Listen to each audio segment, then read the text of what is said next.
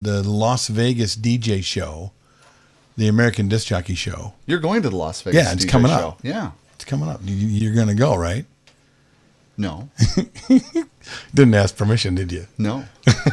Do you want me to talk to your wife? Yes. Okay, Kelly, here's the deal. Jason should go. Not on the show. It's much more effective. Give me the phone. Face to face. I'm not afraid of your wife when she's not standing right here. Give me the phone. So anyway, you were going to say about like what you were looking I'm forward to going. about the show. You know what? The biggest reason I'm going is because we have at least three people that are alumni of the entertainment experience that are going to be presenting. That's right. At a national DJ show. Yeah. The very end of August and the first couple of days of September is when it happens. It happens in Las Vegas. It happens at Planet Hollywood. Is that where it's going to be? Yes. Planet Hollywood. Mm-hmm. Okay, which is kind of a cool place because you can hang out there and pretend like you're on a planet and hope that Bruce Willis or Arnold Schwarzenegger shows up. Hollywood, which is very cool. But Mitch Taylor's going to be there. Mitch Taylor is an amazing sales coach and sales trainer. Yeah, he really is. And he's one of our alumni. Ed Spencer's going to be there doing some very cool stuff and talking about what he knows about everything he knows. It's going to be quite an experience to see him. Well, he's done some amazing training. He's actually gone to Chicago and does training at Second City. He's doing like a improv junkie. training. He's like, been everywhere and like theater and like he's taken it to the nth degree. The day that I met him, he's amassed an enormous amount of knowledge. He did our workshop, and then he was so excited. And I'm telling him about all the things, because you take a workshop, and then it's not about just taking it and you're done. No, it's the beginning. Right, it's the beginning. And he really took that on. And then within a couple of days, he's telling me all these things he's going to do. And I said, man, you're probably going to be like a junkie when it comes to training. And he laughed at me. But I think he's probably spent more time in classes than he's spent not in classes. So the stuff you're going to get from Ed Spencer is going to be pretty exciting. So clearly he's not like acknowledged that he has a problem yet. Right. You're getting at. Exactly. Scott Favor, who took one of our first entertainment experiences, is going to be a presenter there. And Scott, nobody really knew who he was until he took our workshop. So it's really nice to know that Scott's moving along in the world. And of course, Michael Buffer. Scott Favor? Yeah. Scott Favor didn't take our workshop. Yes, he did. No, he didn't. Oh my God. He is going to be upset with you. Yes, of course he took our workshop. No, I didn't think that worked out. No, he took our workshop. He was right there, like in the front row. It was like one See, day. Scott, I like I've always said, I care more about you and pay attention to you more than anybody. Clearly. And then, of course, Michael Buffer. Yes. He was one of our better students, and someday, he'll come back and really work on his skills. Right, because that's what we do in our free time is we rank the students. Like, right. Which one is these are really good. These not so good. These were fun, but these were not so. These are going to do really well. Place bets, side bets, right? Welcome to the Bill and Jason Show. I'm Jason Jones. This is Bill Hermann, hey guys. And this is the show that we do every week where we talk about the DJ industry, what's happening, interesting stories, fun stuff that we think you'd find interesting. Right. To share some of our experiences. Yeah. As well. Today is really extra special. Yes, because, it is. We have a guest on the show. It's not just us two blathering on, but we have somebody else to offer some interest and I don't blather. Some entertainment. No, I'm the official blatherer of the show. I do all the blathering. Anyway, there was so on our show a while back that we had on. We were sharing experiences that we've had around fails, like things that went wrong, and it came out of a story that Jimmy Fallon had featured on his right. show. He did that Twitter thing where you tweet wedding fails, and we were just shaking our head about how many of them had to do with DJs, right, and not like catering or anything else. Yeah, I know he hasn't called me back yet. I sent a scathing letter. And so somebody had left a comment with an incredible story, just an amazing story of just we'll let him tell the story and kind of set it up. So we got a hold of him and said, hey, Ron, would you be willing to come on the show and actually share this story? And guess what? He said yes. Yay, we're Ron. There he is. Hi, Ron Roy. How are you doing? Not bad, Billy. Ron Roy, Toppers Music Service up in Winnipeg. And Tops. No, right, Tops. Yeah, I don't want to change your name. Sorry. That's a whole other story. He's going to have to change it late now. He's going to have to change it. Thanks. Now that we got the national audience of our 17 listeners, now they're going to go looking for Toppers. Yeah, exactly. So welcome to the show. It's really great to have you here. Hey, thank you. No problem. So we're really excited to have you share this story because we laughed so hard when we listened to it and related on so many levels to what had happened. So why don't we go ahead and just first talk a little bit about like your company, the type of company is, how you started, because you own the company, correct? That's correct. So tell us a little bit about how you got it started, how it began, what it's grown into, and what it is now up in Winnipeg. Well, yeah. When did you start anyway? Well, I started in the DJ business in 1982. I was working for a large multi-system op in Winnipeg. And I did that for about 11 years. I then started Topps Music Service in 1993 with one sound system. We're now a multi-op system running 12 systems. And we're pretty busy. So now back in 1982... was this your first thing you ever did? I mean, what made you say, I want to be a DJ? Yeah. You go to the high school dances, junior high dances, you see that geeky kid that's standing behind the DJ system watching the DJs work. Uh-huh. That was me. Okay, so this is pretty much the only thing you've done after high school. And as soon as I got a car and a driver's license, I was off and running, did house parties for friends and stuff like that. And then once I turned 18, I actually got a job. Believe it or not, somebody was stupid enough to hire me, and and on we went. It's been a career. Wow, I so relate to that story. It's like, well, I'm too scared to talk to the girls, so I'll go hang out with a DJ. Maybe someone will notice me up here. That's and it. They didn't, exactly. So then I became one. Yeah. Well, that's really, really cool. So set up this story a little bit that you had shared on the post. All right, so this was after I had started my own company. So this was with Topps Music Service, and it was in a January in Winnipeg on a Friday night. It was at an upscale hotel and a wedding, of course. Mm-hmm. January I was very, hired very by warm. the mother of the bride, which I didn't think was all that unusual at the time, but. I had a full itinerary for the evening, also supplied by the mother of the bride, and I had no communication with the bride and groom at all. But I didn't find that unusual. I just went ahead and did my thing. So on the date, I arrived at the venue. I set up prior to the start time of 6 o'clock, and started waiting for people to show up. It's a fairly nice hotel. And a fairly large banquet room. The banquet room was in an L shape, which is the main entrance being at the top of the L, the head table being along the long side of the L, the dance floor being where the heel of the L would be, and myself being set up at the toe of the L. So I couldn't see the room entrance right from where I was sitting. Which is perfect for us because, if nothing else, the DJ is the big toe of the wedding reception. Exactly. That's right. That's in all the books. Okay, so go Keep on, us hidden in the corner. That's the way it is.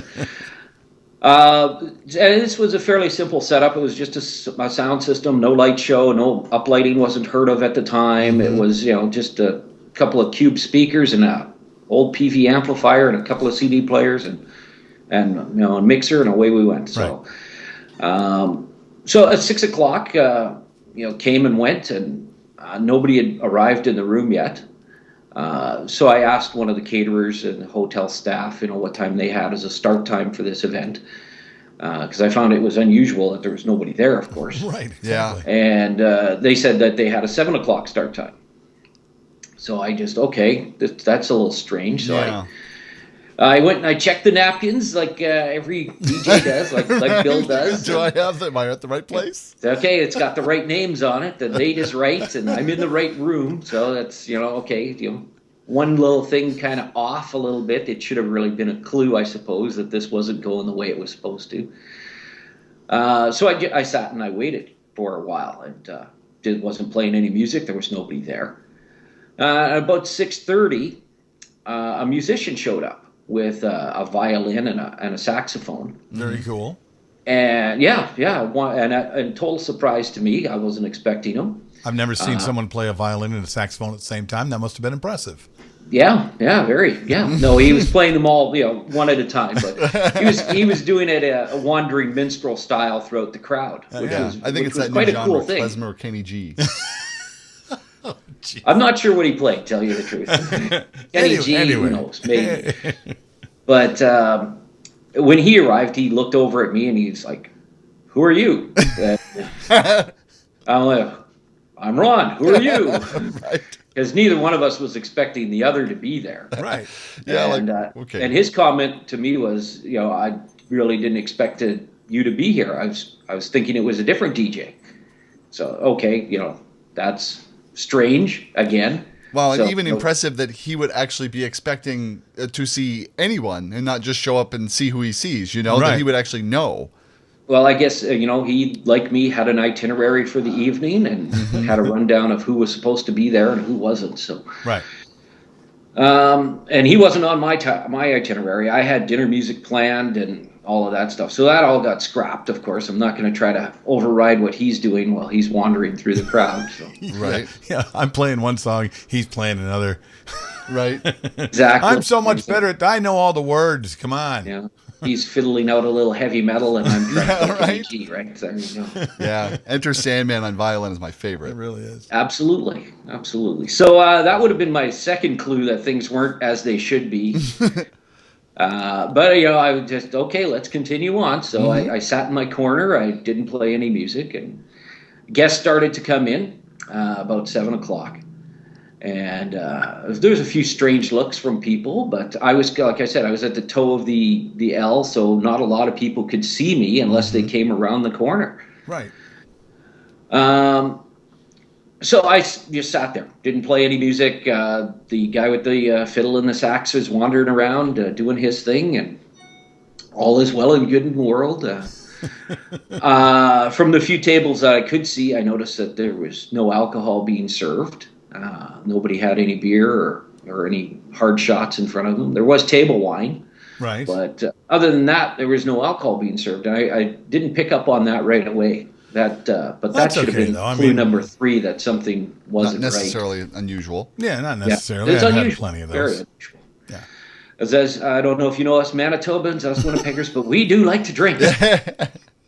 Quite often to excess. Send your letters Right. to Ron Roy. Tops DJ service. I Okay, won't keep get going. any letters.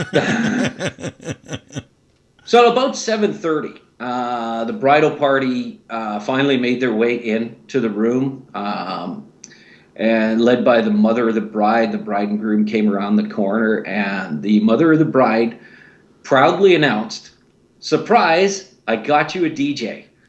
And that was you. And that was me. And Oh my goodness. And like in that moment, On like the day of the wedding. what was on the your day of the your wedding. like feeling in that moment? You just became the girl jumping out of a cake without knowing you were going to be the girl jumping out of the cake. So like Exactly. what was just your just gut experience, like reaction in that moment as you heard that?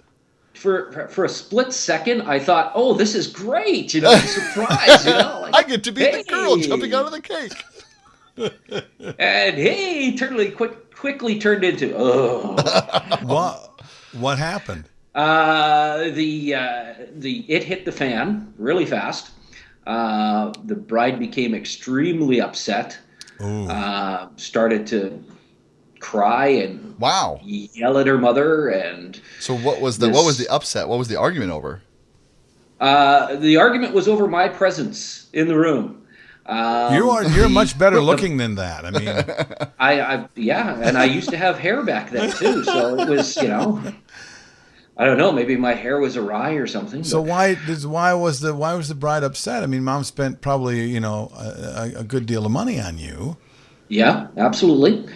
I had a deposit on the gig, Yeah. the whole 9 yards. So there was, Why is the bride so Money spent upset? here, for sure. Why is the bride so upset? The problem is the religion that the groom had or has. In his religion, they don't have dancing at weddings. So he's the religion of The real life Footloose. Yeah. Kevin Ron is Bacon. the Yeah. DJ at Footloose. Kevin Bacon Anyway. And I'm Kevin Bacon in this movie.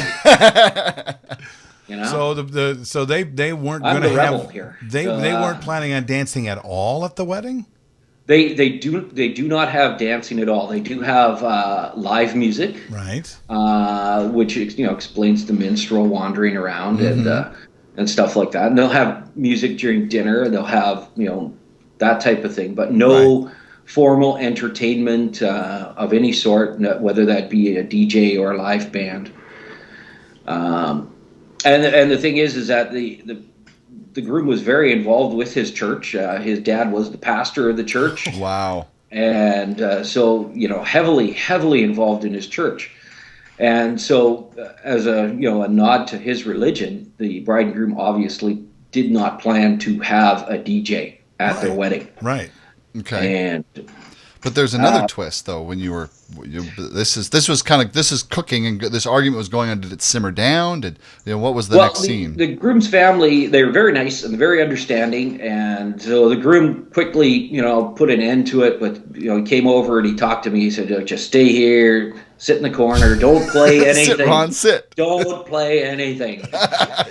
New job to do nothing. Just do nothing. Absolutely, sit there and look pretty."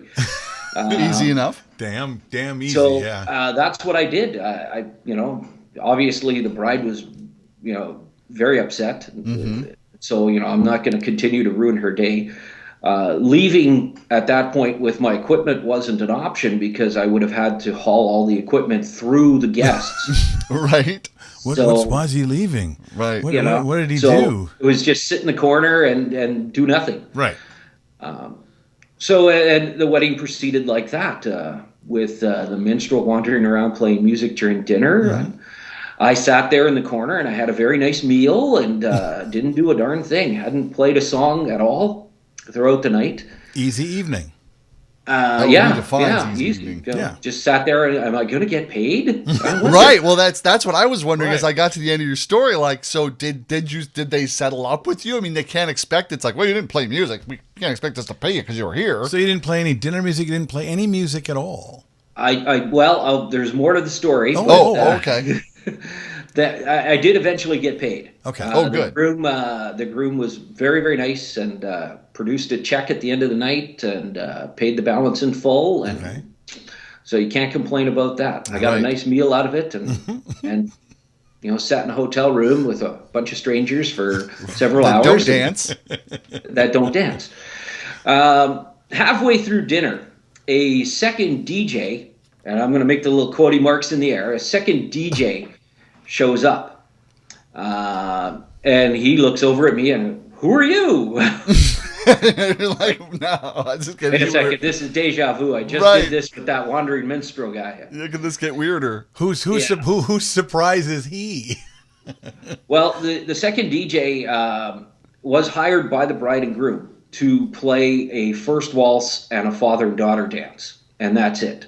Just the two songs, and I guess that was the nod to the bride's that was the compromise. The family, because what bride doesn't want to have her first dance with her husband and have a dance with her dad? Right. Sure. Okay. So he proceeded to we discussed what he should do, and briefly we said, well, we're in downtown Winnipeg. You can't really leave your gear in your car because it won't be there when you get back. So he brought his gear in and he set up 3 feet away from me at on another table. And so now there's 2 DJs at this wedding that shouldn't have any. Oh my God. At a wedding that has no dance, and there's 2 DJs and a musician. At a wedding that they didn't want a DJ at all, with a musician with only 2 instruments, who apparently doesn't know the songs they're going to dance to. Well, the musician wasn't supposed to play the first waltz and the father. Yeah, well, that's apparent now. That was the other DJ's responsibility. Right. So he got paid. He was being paid to play 2 songs then leave. 2 songs, and that was it for him. Yeah, right. And I don't know. I didn't get into the specifics of what he was being paid. So you're still just to do that, but you show up, you play your 2 songs, like you got to get paid something, right? And you're still sitting there in the corner watching him. And I'm being sitting there enjoying quiet. my rubber chicken and doing absolutely nothing. All right. So my gear is on and it's just sitting there. Okay. We do the head table. Now, traditionally in Manitoba, the first waltzes occur after dinner. Right. Not like what you guys are used to with the grand entrance and then immediately first waltzes. But so they did the head table speeches, and at the end of the head table speech, the MC goes, and now the bride and groom will have their first waltz. So the bride and groom are literally walking to the dance floor, and the other DJ, walks the 3 feet over to me and says, "Do you have their first song?" Oh my God! What? Exactly. I'm like, what? Yeah, I thought maybe he didn't know the name of it. It is a pretty common song, as I remember. It was, like Everything I Do by Bryan Adams. Oh, and he didn't have that song? And no, he didn't have it. Well, even if you're not, my immediate reaction was like, okay, I'll play it. I've got it right here. Boom, done. In the CD player, and away it goes. Right? You're like dueling DJs at this point. It would have been everything. Any other DJ would have been everything not to do, and sit back and go, "Not me." Yeah, right. That's not what I'm getting paid to sit here. You got paid to bring 2 songs. Why don't you sing it for them? I could hum it for you. There you go. Wow. So you actually saved the day. That you were the surprise that ended up saving the day. Yeah. And then, I played the song for them, and then I immediately handed back off to the guy that was supposed to be playing it. And he did the father-daughter dance. Yeah. And then no music after that. And then you guys were done for the day. So let me get this straight. Done for the night. There was lots of hugging and kissing after that, as most of the guests were departing. And, within 25 minutes, half an hour, everybody was gone and the wedding was over. Oh my goodness. Wow. And now, I don't know if you would know this, but did this guy who got paid to be there to set up his stuff to play 2 songs get paid? No idea. Not my concern, didn't care. This is just the idea of, okay, here's the deal. We're going to have his wedding. We're going to have 2 songs. And this DJ, he plays it better than the other guy. So this guy, we're going to hire to do 1 song. And we're going to do the other song. Because that's not what happened. I know that's not what happened. But if you're a guest at that wedding, you think to yourself, what in the hell? Yeah. Like one guy comes in because he's the only boy that owns that song. And the other came in and he's the only one that owns that song. And what in the hell is happening here? No dancing, but quadraphonic sound. And then we're done. Right. What do you mean, not going to play anything for us to dance? Really? Wow. It seems very elaborate. That most of the guests knew that there was, that I was even there, unless they actually came over and looked around the corner to where I was. Right, because you were kind of hidden. They would have no knowledge that I was even there. Oh, right. So funny. So looking back on this experience, after this happened, were there, when you came home and the next day and you're reflecting, did you make notes on okay, so this is an awkward situation I don't want to find myself in the future kind of thing? Was there anything that you kind of took away or changed or things or was it just kind of like an anomaly of a situation and never really came up again? Seems like just like he was standing in the Twilight Zone is what it was. Yeah, Twilight Zone. Yeah, that's a good spot to be. Yeah. The only thing I really changed was I make sure now, irregardless of who books me, whether that be a parent or a relative or even a venue, I make sure that I have contact directly with the bride and groom. I have a wedding actually coming up this weekend, August 1st. The bride and groom are from Winnipeg. I've been hired by the venue to provide DJ services. Oh, by the venue. Interesting. By the venue, yeah. And that's fairly common here in Winnipeg, actually. Oh, wow. You're packaged in. Yes, absolutely.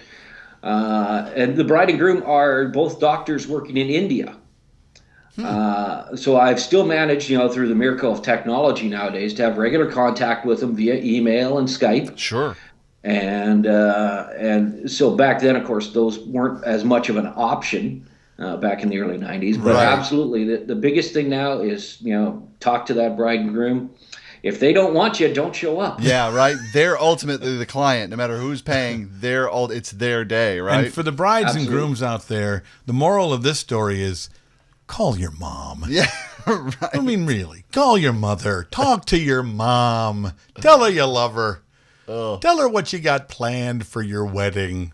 Yeah, well, she was aware of the plans. Right. She just thought that, she She wanted thought- to do some dancing at her daughter's wedding. damage She she was wanted to going to do the dancing at her daughter's wedding, whether her daughter liked it or not. Yeah, right. Yeah, it almost feels like she's giving him the finger, surprise! It's like, here's the finger, kind of thing like that. And here's Kevin Bacon. Let's go! Right. Wow. Well, now we truthfully can say we've reached 1 degree to Kevin Bacon.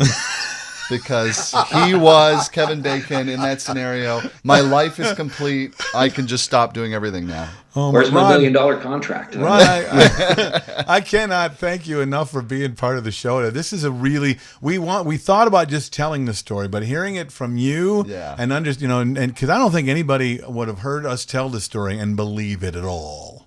Right. Yeah, unbelievable but true. Let's call up Ripley's, and we'll get that in the book. We start a series.